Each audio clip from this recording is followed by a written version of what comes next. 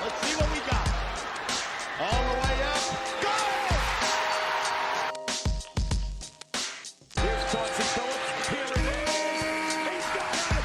He's got it. Chauncey Billups hits the three. With a steal and the drive. Lays it up. Lays it in. Count that, baby. And a foul. Bonjour à toutes et bonjour à tous et bienvenue dans ce 19e épisode des Chroniques de Motor City. Les Chroniques de Motor City, c'est le podcast dédié à la culture et à l'histoire des Détroit Pistons. À chaque épisode, nous remontons à travers le temps pour parler des moments ou des individus qui ont compté dans l'histoire de notre franchise préférée depuis sa création jusqu'à aujourd'hui. Et aujourd'hui, nous allons nous concentrer sur une seule et unique personne. Alors on a déjà consacré des chroniques entières à un joueur comme Bison Dele lors de l'épisode 13 ou Dennis Rodman à l'épisode 18 assez récemment. Et à chaque fois, c'était pour représenter un aspect particulier ou hors norme qui était important dans l'histoire et dans le basket des Pistons. Et cette fois-ci, nous allons parler de sacrifices, de talents gâchés et d'opportunités ratées, puisqu'on va parler de Grant Hill. Grant Hill, c'est peut-être le joueur qui, à titre personnel, me fascine le plus. En fait, pour vous raconter rapidement, j'ai commencé à m'intéresser au basket des Pistons en 2002-2003. Et donc quand j'ai commencé à creuser leur histoire, je suis d'abord remonté par le passé récent. Ce qui m'a fait découvrir Grant Hill et toute cette période des années 90, avant même de découvrir les Bad Boys par exemple. Et du coup, j'ai toujours gardé cette fascination pour Grant Hill. Pour moi, c'est les Pistons de l'après Bad Boys, mais de l'avant-titre 2004. C'est cette époque où Détroit avait choisi de changer de logo, changer de couleur, passant à un bleu sarcelle et à un cheval en feu que beaucoup ont détesté, ou détestent même encore, mais que moi personnellement j'adore. Voilà, mais bon, tout ça, cette histoire-là, on en reparlera d'ailleurs aussi dans un autre épisode. En tout cas, Grant Hill, c'est ce joueur incroyable, largement plus fort que quasi tout le monde dans la NBA de cette époque-là, mais qui n'a jamais réussi à faire passer un tour de play-off avec Détroit. Et puis, Grant Hill, c'est aussi une carrière brisée par les blessures, ce qui fait que le prime Grant Hill, le meilleur Grant Hill, en fait, on l'a peut-être même jamais vu. Voilà ce qui est intéressant. Du coup, dans cette chronique, on va faire un grand tour, un tour complet sur tout le passage de Grant Hill dans la Motor City. On va parler de ce qu'il représentait à cette époque-là et aussi quelles ont été les conséquences de ces 6 années à Détroit parce que c'est très important. Grant Hill a été le visage des Pistons et presque même de la NBA pendant un long moment et ça veut dire beaucoup.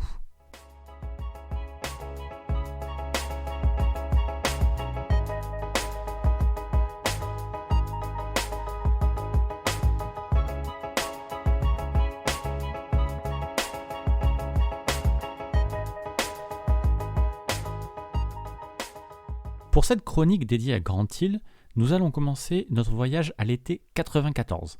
Les Pistons sortent d'une saison complètement cataclysmique où leur bilan est de 20 victoires pour 62 défaites, ce qui est leur plus faible total de victoires depuis quand même 15 ans. Cette fois-ci, c'est officiel, les Pistons n'ont plus rien à voir avec les Bad Boys. Isaiah Thomas a 32 ans mais arrive déjà au bout de sa carrière. Bill Laimbeer, lui, a 36 ans et n'a joué que 11 matchs cette année-là. Et à cet été 94, les deux prennent leur retraite, ce qui marque à peu près la fin des Bad Boys, même si Joe Dumars est toujours là. Les Pistons avaient pris le coach Don Chaney, qui était coach de l'année en 91, pour relancer la machine, mais tout le monde se rend compte de l'évidence, il faut maintenant reconstruire. Et pour ça, le plus important c'est d'avoir un bon choix de draft, et ça tombe bien puisque les Pistons ont hérité à la loterie du 3e choix. Et avec ce choix, les Pistons prennent Grant Hill, et déjà, ça veut dire quelque chose. Grant Hill, il vient de finir un cycle à l'université de Duke, un cycle où il a gagné 2 titres NCAA en 91 et en 92, alors en étant une seconde option, mais où il a fait aussi une finale en 94, alors que là, il est clairement le meilleur joueur. Et c'est lors de ce passage en NCAA que Grant Hill se fait remarquer. D'abord par son origine. Grant Hill est le fils de Calvin Hill, ancien running back de NFL pendant 12 ans chez les Dallas Cowboys, les Redskins et les Browns, vainqueur du Super Bowl 71, 4 fois au Pro Bowls et Offensive Rookie of the Year. Et sa mère est Janet Hill, amie d'université d'Hillary Clinton et fondatrice d'une entreprise de conseil financier. Et quand la plupart des jeunes stars du basket ont grandi dans des familles au mieux modestes ou au pire totalement déchirées, déjà là, Grant Hill est une sorte d'exception. Et puis, évidemment, Grant Hill se fait surtout remarquer par son talent. Il explose à la face du monde lors de la finale régionale du tournoi NCAA 91, où sa fac de Duke s'est imposée au buzzer 104-103 après prolongation face à Kentucky, grâce à un shoot impossible de Christian Laettner au buzzer. Ce match, il est mythique, c'est probablement l'un des matchs récents de NCAA les plus connus. Duke a réussi cet exploit alors qu'il n'avait que 2 secondes pour marquer et qu'il devait remonter la balle depuis leur propre terrain. Et c'est Grant Hill en personne qui avait envoyé une énorme passe de quarterback en direction de Laettner qui a ensuite rendu ça possible. Voilà, à partir de cette finale, tous les scouts se sont mis à regarder Grant Hill. Et même si Grant Hill est plutôt du genre discret, un joueur qui cherche constamment à mettre en valeur ses coéquipiers, il est clairement beaucoup trop fort pour ne pas mettre tout le monde d'accord. Il y a un scout des Knicks qui disait avant la draft 94 que Grant Hill savait tout faire. Shooter de loin, passer les grosses défenses, bloquer lui-même les tirs, prendre les rebonds, etc. D'ailleurs, si en 94, Duke retourne en finale alors qu'ils ont une équipe bien moins forte que les années précédentes, c'est uniquement et avant tout grâce à Grant Hill. Et d'ailleurs, c'est sans doute dans cette dernière saison que Grant comprend qu'il peut être clairement un franchise player en NBA. Pas le genre de franchise player à garder la balle et à shooter sans limite, mais plutôt à être un leader qui implique tout le monde. Bref, les Pistons draftent donc Grant Hill en 1994 et lui offrent un contrat de 44 millions de dollars sur 8 ans, avec une clause de départ après la 6e année. La reconstruction des Pistons commence donc avec un joueur prometteur, un gros potentiel, mais quand même un joueur déjà accompli. Il faut comprendre qu'on est quand même très loin des prospects qu'on a maintenant dans les années 2010, ceux qui ne restent qu'un an à la draft et qui ont tout approuvé une fois en NBA. Don Chaney, le coach des Pistons de l'époque, expliquait d'ailleurs que Grant Hill avait le corps le plus parfait qu'il n'avait jamais vu, avec des qualités athlétiques uniques, et qu'en gros, il était le prototype parfait du basketteur de la fin du siècle. Et on va s'arrêter un instant là-dessus. Quand Grant Hill débarque en NBA, c'est dans un contexte bien particulier, puisque c'est juste après la saison 93-94. Et cette saison-là, elle est marquante, puisqu'il s'agit de la toute première saison sans Michael Jordan, qui a pris sa retraite en octobre 93 après le three-peat des Bulls. Et en fait, sans Jordan, plus rien n'est vraiment pareil en NBA. Il faut que vous compreniez que quand Grant Hill débarque en NBA, donc tout le monde, absolument tout le monde, est encore sous le choc de cette retraite de Jordan. Pendant toute la saison 93-94, la ligue s'est cherchée. Ok, il y a Hakeem Olajuwon qui a été élu MVP, mais qui a déjà 31 ans. Il y a Magic Johnson qui n'a pas pu revenir du sida. Et il y a les stars qui restent, comme par exemple le duo Stockton-Malone ou Barkley, mais en fait qui ne peuvent pas vraiment être le visage de la NBA. Et la NBA, elle n'aime pas du tout le vide que Jordan a laissé et cherche à tout prix à le combler. Sauf que on peut regarder du côté des jeunes, mais les plus prometteurs, ce sont les Sonics de Payton et Kemp, et eux, ils ont subi un upset au premier tour des playoffs 93. Il y a le Shaq, par exemple, il y a beaucoup d'ambition sur lui, mais il vient à peine d'arriver. Et, c'est important, il y a un problème avec toutes ces nouvelles vedettes que sont donc Shaq ou Isaiah Ryder, Jamal Mashburn, l'Alfonso Ellis ou Penny Hardaway. C'est une génération qui tranche beaucoup trop avec la génération de Jordan. On est quelques années avant l'arrivée d'Iverson, mais c'est déjà le début des tatouages, de la connexion avec le hip-hop, bref, de toutes les choses que la NBA va ensuite combattre. Donc ça va pas, et c'est dans cette ambiance que Grant Hill débarque en NBA. Et la ligue le voit immédiatement comme l'ont vu les Pistons. C'est le basketteur complet, rapide, athlétique comme un ailier, capable de manier la balle comme un meneur, et surtout il a une image à la Jordan. Le parallèle est évident. Comme Jordan, Grant Hill est charismatique, élégant, presque beau j'ai envie de dire, mais une fois sur le parquet, ça devient un vrai tueur. Comme avec Mike, il n'y a vraiment jamais d'entraînement ou jamais de repos avec Grant Hill, tout n'est que compétition. Alors, évidemment, nous, ça nous fait beaucoup moins d'effet parce que des nouveaux Jordan, vous en avez vu passer beaucoup. En gros, chaque talent qu'on a eu après, dans les années 2000, les Stackhouse, Kobe Bryant, Vince Carter, McGrady, jusqu'à LeBron James, en fait, ils étaient tous vus comme des successeurs de Jordan. Mais c'est important de comprendre que Grant Hill, lui, il est le tout premier à vivre cette comparaison et évidemment, ça va lui mettre une énorme pression. Ce soir, un heureux supporter va pouvoir jouer seul à seul avec Tracy Reynolds. J'ai gagné! Faites-moi jouer comme Mike. Cette comparaison avec Jordan impacte Grant Hill dès sa saison rookie. À peine 4 mois après ses débuts en NBA, Grant bat déjà un record. Lors des votes des fans pour choisir les joueurs qui débutent le All-Star Game, Grant Hill finit en tête des votes avec 1 289 585 votes précisément. Ça n'est jamais arrivé dans la NBA et même dans l'ensemble des 4 grandes ligues sportives américaines qu'un rookie finisse en tête des votes pour une sélection du All-Star Game. Grant est devant le Shaq, devant Pippen, devant Olajuwon le MVP, devant Sean Kemp, etc. C'est clairement l'effet absence de Jordan. Les fans l'aiment, le voient comme le successeur de Michael, et la NBA fait absolument tout son possible pour mettre son nouveau poulain en avant.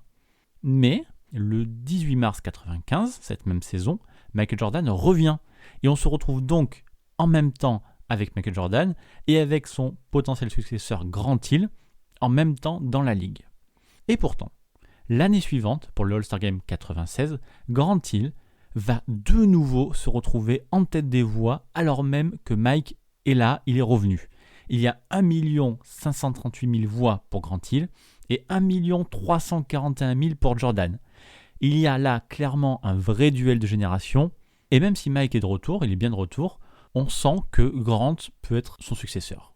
Et les Pistons doivent penser pareil, puisqu'après une saison 94-95 moyenne collectivement, mais où Grant Hill est quand même co-rookie de l'année avec Jason Kidd, ce qui fait de lui le premier rookie de l'année des Pistons depuis Dave Bing en 67, les Pistons décident de virer leur coach Don Chaney pour mettre à sa place Doug Collins. À 44 ans, Doug Collins débarque chez les Pistons après une seule vraie expérience de coaching de 86 à 89 avec qui ? Avec les Bulls de Jordan, évidemment. C'est sous Doug Collins que Jordan a gagné son premier MVP, qu'il est devenu meilleur marqueur NBA et que les Bulls sont devenus une équipe à 50 victoires. Que les Pistons choisissent l'ancien coach de Jordan pour prendre en main son potentiel successeur, c'est une idée sacrément osée. Et comme il l'avait fait avec Jordan à l'époque, Collins compte énormément sur Grant Hill qui doit faire absolument tout dans cette équipe de Détroit. Mais, contrairement à Jordan, il le fait avec son style. Tous les ballons passent par lui, certes, mais ils reviennent souvent à ses coéquipiers, bonifiés en plus. Du coup, Grant Hill commence à accumuler les triples-doubles, et lui a un jeu quand même plus diversifié que Jordan, moins marqueur, plus passeur. Doug Collins, donc qui a pu voir les deux, expliquait que dans son scoring, Grant n'avait pas l'instinct du tueur comme Michael, mais qu'il pouvait dominer un match de façon plus subtile, en trouvant les joueurs ouverts, en prenant les rebonds et en jouant la transition comme le faisait Magic à l'époque. Donc avec ce changement de coach et avec Grant Hill qui s'affirme de plus en plus, les Pistons retrouvent les playoffs, et même s'ils se font sweeper par le Magic de Shaq et Penny, on peut dire que l'avenir est quand même radieux avec Grant Hill. Cet été-là, Grant Hill fait d'ailleurs partie de la Dream Team 96 et devient champion olympique, encore une fois dans les traces de Michael Jordan. Il devient aussi, Grant Hill, un phénomène marketing en devenant le visage de Fila et de Sprite dans des pubs mémorables que je vais vous mettre en description de ce podcast. Mais c'est la saison 96-97, la troisième de Grant Hill en NBA, qui sera le point culminant de cette comparaison. Les Pistons passent à 54 victoires, et en avril 1997, le magazine Slam met Grant Hill en couverture avec ce titre incroyable, Just Like Mike, Only Better. Voilà, ça fait maintenant plusieurs années que la comparaison avec Jordan poursuit Grant Hill, et à l'image de ce titre un peu provoque, ça commence à être défavorable pour le joueur des Pistons. Ok, Détroit retourne en play-off, mais perd une nouvelle fois au premier tour 3-2 contre les Hawks, alors qu'ils menaient 2-1 et qu'ils avaient la possibilité de terminer le boulot à la maison. Et pendant ce temps-là, de l'autre côté, Jordan gagne son deuxième titre depuis son retour, son 5e en NBA. Ça fait mal pour Grant Hill, et en plus, c'est quand même assez injuste de les comparer, puisque cette saison-là, Grant Hill a fait une saison vraiment, vraiment magnifique. Il tourne sur toute la saison à 21,4 points, 9 rebonds, 7,8 passes et une interception par match, ce qui fait de lui le premier joueur depuis Larry Bird en 89-90 à avoir une moyenne de au moins 20 points, 9 rebonds et 7 passes en une saison. Et en plus, malgré la faiblesse générale des Pistons, Grant Hill termine 3e au vote du MVP derrière Karl Malone et bien sûr Michael Jordan. Encore et toujours Jordan. Grant Hill commence à être littéralement écrasé par l'aura de Mike. Il déclarera d'ailleurs plus tard à Sports Illustrated ressentir que si jamais il n'arrivait pas à scorer autant que Mike ou si ça lui prenait plus de temps que lui pour gagner un titre, tout le monde était là, prêt à dire que sa carrière était un échec. Voilà, c'est comme ça qu'il le ressentait. Et pourtant, après 3 saisons en NBA, Grant Hill n'a toujours pas 25 ans et il a à peine montré tout son potentiel. Si on prend la nouvelle génération post-Jordan qui se dessine, il y a Shaq, il y a justement Grant Hill, il y a Chris Webber, Jason Kidd, Garnett, Iverson, Stackhouse, etc. Et de tout ça, Grant Hill, il est quand même toujours largement au-dessus. Mais en plus d'avoir cette pression de la génération post-Jordan, Grant Hill va aussi devoir faire face à la pression des fans des Pistons. Eux, on peut les comprendre. Grant, il est tellement fort, globalement, il est dans la même cour qu'Isaiah Thomas, déjà dans le top 10 des Pistons alors qu'il n'est en NBA que depuis 3 ans, qu'on attend beaucoup de lui. Et puis finalement, quand Grant est arrivé, ça faisait seulement 4 ans que les Bad Boys avaient remporté leur 2e titre en 90. Donc les supporters de Détroit s'attendaient grâce à lui à une reconstruction rapide. Grant Hill finit la saison 96-97 avec 13 triples-doubles, le meilleur total de toute la NBA, et mène les Pistons dans quasi toutes les catégories statistiques. Points, shoot, lancer franc, passe, interception. Il a montré qu'il pouvait être le franchise player que les fans attendaient. Sauf que cette 4e saison de Grant Hill, celle qui doit être la saison de la confirmation, va être un échec. Les Pistons recrutent un petit peu d'ailleurs, ils ajoutent Bison Dele dans le roster, là je vous renvoie à l'épisode 13, mais ils ratent leur début de saison et ne vont jamais être en positif. Pire, à la mi-saison, alors que le bilan est de 21 victoires pour 24 défaites, le front office vire le coach Doug Collins pour le remplacer par Alvin Gentry. Et Grant Hill a beau tout faire pour remonter la barre, il tourne à 21 points, 8 rebonds, 7 passes, il est encore en progression. Détroit rate les playoffs. Et c'est là une autre constance dans la carrière de Grant Hill. C'est cette incapacité des Pistons à réussir à l'entourer. Lors de sa draft, on remonte, Joe Dumars était dans le roster et Alan Houston était l'autre jeune prometteur, mais sinon, les autres cadres, c'était que des joueurs anecdotiques comme Terry Mills, Olivier Miller ou Mark West. Alan Houston en plus part après la saison sophomore de Grant Hill, et jamais Détroit ne va réussir à faire venir un autre All-Star à côté de lui. Et c'est assez tragique, parce que Grant Hill, c'est précisément le genre de joueur à mettre en valeur ses coéquipiers, à sublimer un collectif. Il est capable de refuser de prendre un mauvais shoot pour donner la balle à son partenaire libre, même si celui-ci, il n'a même pas le 10e de son talent. Grant Long, qui était coéquipier de Hill à cette époque, expliquait que la star des Pistons était capable de s'en remettre aux autres simplement parce qu'il considérait que certains coéquipiers faisaient mieux certaines choses que lui. Il expliquait notamment qu'un jour, Doug Collins avait dessiné un système en fin de match pour que Grant Hill prenne un tir à 3 points, ce à quoi Grant lui avait répondu que Terry Mills devrait le prendre, ce shoot, puisqu'il était meilleur tireur que lui à 3 points. Voilà à quel niveau de collectif Grant Hill était. Et d'ailleurs, entre les saisons 96 et 99, donc pendant 3 ans, Grant Hill finit meilleur passeur de la ligue pour un non-meneur. Man, that's Grant Hill. Grant Hill drinks Sprite? Grant Hill drinks Sprite. On passe rapidement la saison 98-99, raccourcie pour cause de lockout. Grant Hill et les Pistons parviennent à retrouver heureusement les playoffs, mais perdent une nouvelle fois au premier tour, une nouvelle fois contre les Hawks, une nouvelle fois 3-2 en s'écroulant au match décisif. Et c'est plus intéressant de parler de la dernière chose qui compte dans l'héritage de Grant Hill, après la comparaison avec Jordan, après l'incapacité des Pistons à l'encadrer, c'est-à-dire sa dernière saison, son départ et sa blessure. Globalement, les gens qui ne connaissent pas tellement Grant Hill savent au moins qu'il a eu une carrière gâchée par une blessure chronique. Et cette blessure est arrivée lors de sa 6e et dernière saison avec Détroit. C'est dans cette dernière année d'ailleurs que Grant Hill change son jeu pour devenir plus scoreur, il passe de 21 points à 26 points. Et lors de cette 6e saison, il rejoindra d'ailleurs Robertson, Jerry West, Larry Bird et Jordan, parmi les joueurs ayant fait au moins 20 points, 5 passes, 5 rebonds de moyenne lors de leurs 6 premières saisons. C'est quand même important de le préciser. Bref, on arrive sur la toute fin de saison, le 15 avril 2000 précisément, 7 jours avant le début des playoffs. Et Grant Hill se blesse à la cheville lors d'un match contre les Sixers. Personne ne s'inquiète trop de cette blessure et les Pistons le reposeront simplement pour les 2 derniers matchs de la saison régulière contre Indiana et contre les Knicks. Et pour le Game 1 du premier tour des playoffs contre le Heat, Grant Hill sera en tenue comme prévu. Sauf que Grant Hill n'est absolument pas prêt.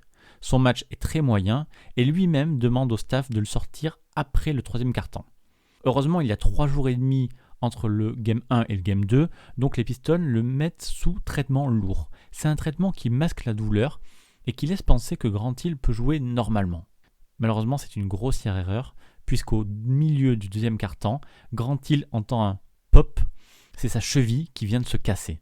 Sous l'effet du médicament, Grant Hill ne sent pas grand-chose et joue encore 4 minutes dans le troisième quart avant de déclarer forfait.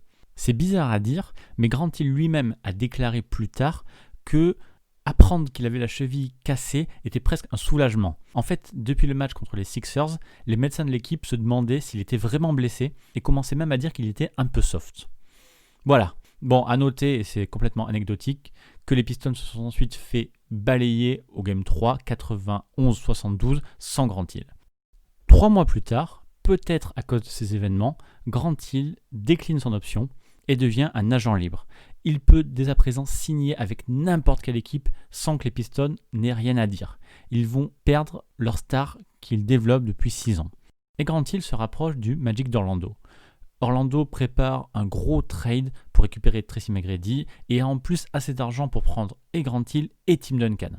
Donc, comme Grant Hill est déterminé à partir, les Pistons n'ont pas d'autre choix que de limiter la casse.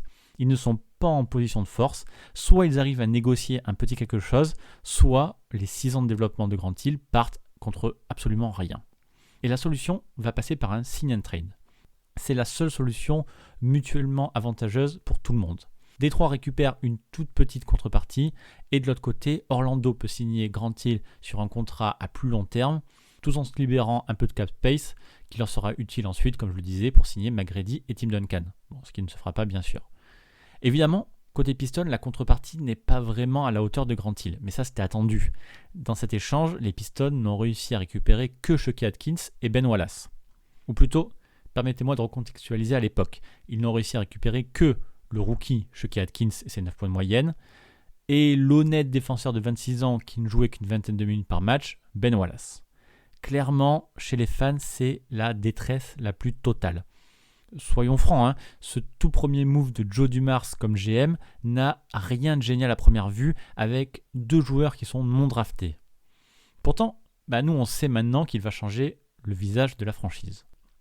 Quasiment du jour au lendemain, Ben Wallace va devenir Big Ben et devenir l'un des défenseurs les plus dominants de la ligue, futur quadruple défenseur de l'année, futur double meilleur rebondeur. La flexibilité avec le départ de Grant Hill va permettre aux Pistons d'ajouter au roster des joueurs comme Chauncey Billups, Rip Hamilton, Rashid Wallace, Mehmet Okur et vont en plus drafter Tayshaun Prince. Il n'y a pas de superstar dans cette nouvelle équipe du niveau de Grant Hill, mais au moins les Pistons se sont trouvés une vraie identité.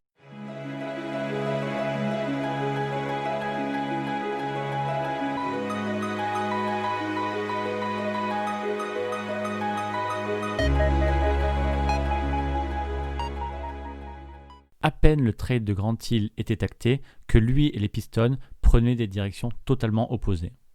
Cette blessure à la cheville de Grant Hill va rester récurrente. Il ne jouera que 4 matchs avec le Magic la première saison, puis 14 la suivante, 29 la troisième et carrément aucun la quatrième.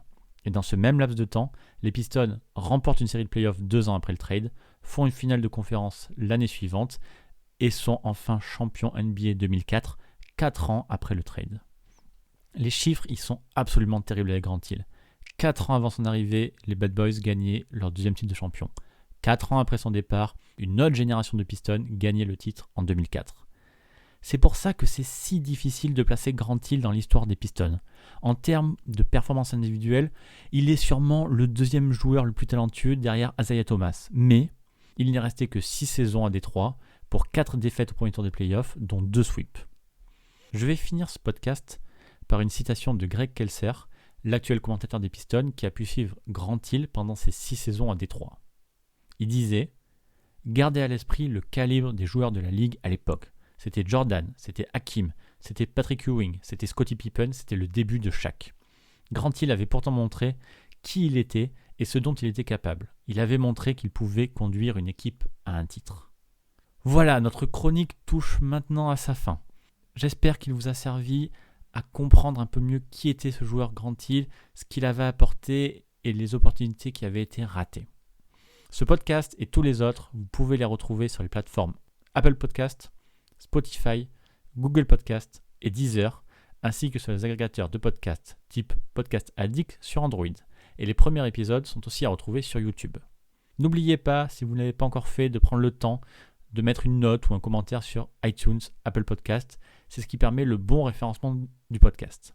Et puis sinon, simplement, n'hésitez pas à en parler autour de vous pour faire découvrir les chroniques de Motor City à un pote ou à une pote. En attendant le prochain numéro, je vous invite à me retrouver sur Twitter @pistonfr pour en parler et sur le site pistonfr.com. Merci encore pour votre soutien et à très bientôt pour une prochaine chronique.